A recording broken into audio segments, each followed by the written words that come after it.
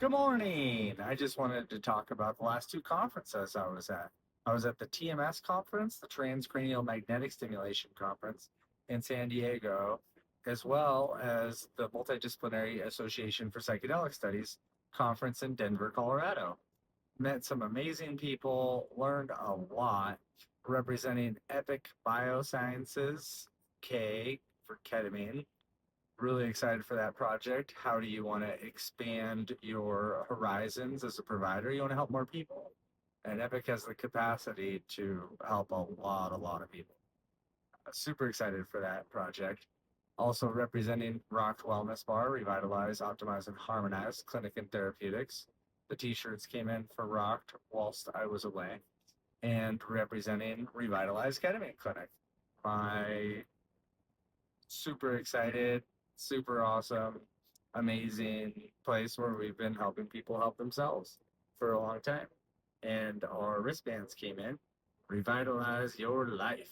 And we got different colors, and that's part of our process is making sure that people feel supported in their journey. Really trying to emphasize that setting, and sustainability. And so luckily kind of, right? I didn't learn a lot about the process of TMS or ketamine infusions and how to best provide those. We've been doing it right at Revitalize, and the overwhelming evidence supports that. The Mithoffers were there presenting. There was just amazing speakers at both conferences, the TMS conference. There's a really fantastic 1 day protocol that we can implement as well as a 3 day protocol. So just more options to be able to help more people. We're super excited. We're implementing any new evidence-based practice into our practices all the time.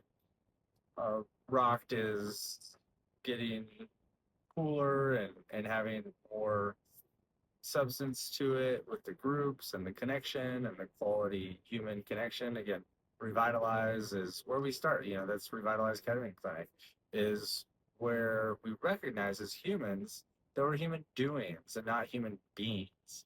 And so the fact that, hey, things could be better, right? Like, oh, I feel like I'm a little stuck. I feel like things aren't quite where I would like them to be. Recognize you're in a pit, starting that climb out. That's the revitalization process. Optimizing, that's that daily practice. That's that stuff that we know is really helpful in getting us to where we want to be long run. And so we're looking at conscious human connection, reaching out, talking to a friend, hanging out with a friend, going to get a rocktail, right? A revitalize, optimize, and harmonize instead of a mocktail. It's a rocktail. Get it? Haha. Rocky the Octopus. Still working on getting his habitat up and running. And we'll be getting an octopus in it. Super excited for that. And then also optimizing with meditation and physical activity and potentially sauna and cold plunge. The evidence is in. If you aren't saunaing at least 3 times a week, you're doing yourself a detriment. We're exposed to so much junk as human beings these days: cell phone radiation, microplastics, heavy metals, the SAD diet, right? The standard American diet. So all those things really add up to increase our inflammation. Most all diseases are disorders of inflammation, and it's caused in large part by our environment. And then when our heads aren't in a great space, we're not able to do that healing work that we would be able to do otherwise. And then harmonizing is living in your ikigai, right? That Japanese Venn diagram overlap of what you're good at, what you're passionate about, what the world needs, and what you can be valued for. We all want to live in that little spot, ideally. Unfortunately, we're not a strengths-based society, we're a strengths-based educational system. And so there's a lot of room for improvement when it comes to how we treat our children, how we treat our neighbors and teachers and educators. And, as a large part, as a society, we're saying, hey, you need to be 10% English, 10% math, 10% science, 10% art.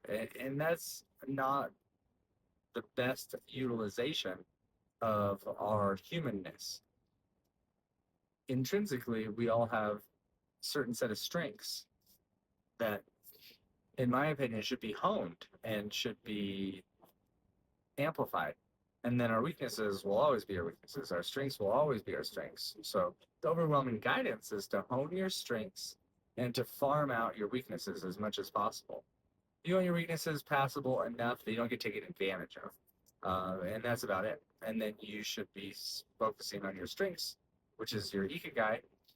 And then, that's amazing, right? That's such a good feeling, is being able to help people help themselves. And so Revitalize Ketamine Clinic, we get to do that every day. And we've got more and more modalities on how to best do that. And super excited for everything to come down the pipeline there. And yeah, so that's it. We're super excited. Thank you for taking the time to watch. The MAPS conference is, what's on the horizon. There's MDMA still, there's psilocybin, there's Cybin, there's Compass Pathways, there's Ibogaine, there are derivatives of LSD, there's actual LSD. And again, all of these, psychedelics, ego dissolution agents, they're working the same way, in my opinion, in large part, if we're doing them in a therapeutic aspect. We're letting those walls down safely. And then we can treat the underlying problem that's causing the symptoms of depression, the symptoms of anxiety, the symptoms of substance use disorder. And so, very excited to be able to do the work that I get to do on a daily basis. If you have any questions about what we do at Revitalize, what we do at Rocked, what's going on at Epic Biosciences, we're assembling the dream team right now, getting a lot of really cool people involved so that we can bring this all the way to market. So it's a ketamine-based drug IP. There's multiple drug combinations, and we're really seeing that this is going to be an opioid replacement, at least one of the combinations that we're working on, and be able to get people off of daily opioids, be able to transition to a quality of life and better medication management that isn't, if you take opioids daily, it actually increases inflammation over time on those areas that you started using the opioids for. So opioids still have their place on a very short term, very extreme pain kind of thing. So like 1 to 3 days. You take it longer than that, which a lot of people are, you are causing increased inflammation over time. And then you'll get withdrawals from taking it on the daily. And that's rough. And what we're doing at Epic is going to help people get off of opioids. Very excited for this. And then we're looking at daily antidepressants as well. Again, you think of mood super basically as a waveform, right? Depression, anhedonia, kind of I don't cares down here. Anxiety, hypervigilance, that kind of pucker state up here, that fight, flight, or freeze. And so with people with trauma, they bounce back and forth a lot quicker between those two. And most every medication that I would prescribe in traditional psychiatry, like SSRIs, selective serotonin reuptake inhibitors, SNRIs, selective serotonin and norepinephrine reuptake inhibitors, mood stabilizers like anti-epileptics like lamotrigine or trileptal or lithium. Lithium's a little different. And then antipsychotics like olanzapine or quetiapine or hypnotics like Belsomra or Ambien.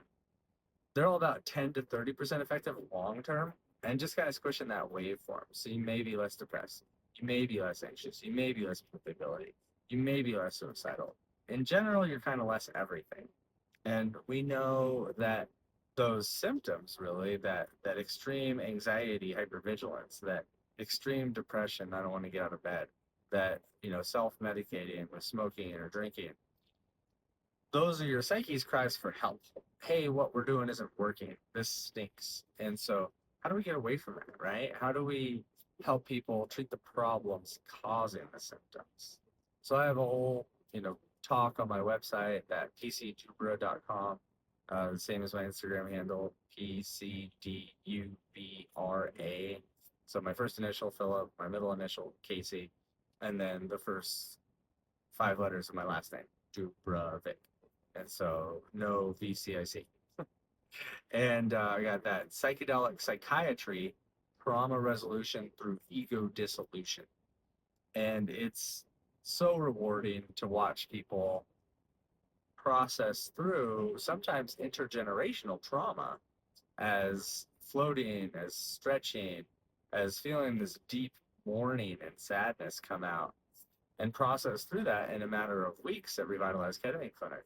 It's amazing. So rewarding.